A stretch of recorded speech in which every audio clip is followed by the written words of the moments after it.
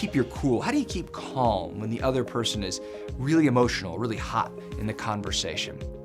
Well, the first thing that you want to think about is try not to internalize it. As difficult as that can be when the other person is maybe raising their voice or speaking in absolutes and getting emotional, you want to take that in and then do the same yourself. Rather than feeling justified in acting the same way, instead, look at their behavior like a scientist would. Look at it and just say to yourself, okay, I'm not going to characterize them. Instead, I'm going to say, they're raising their voice. They're, using absolutes. They just slammed the door. Now, I know that seems kind of odd, but when you look at their behavior in factual terms, it actually helps you stay more calm. The second thing you might want to consider is asking yourself some questions that are reflective about their behavior and help you to keep calm by looking at their behavior from a rational way. I like to ask the question, okay, why might a reasonable, rational person act the way that they're acting? I see them as a good, reasonable person who's acting totally irrational and unreasonable.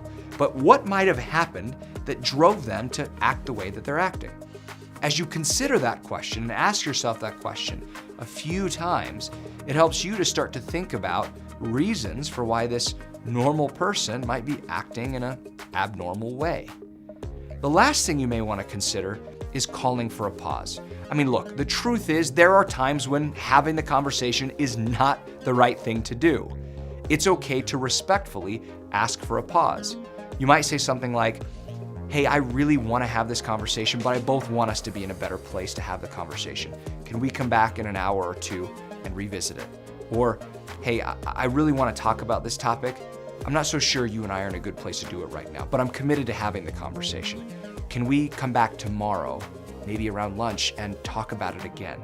It's important to me.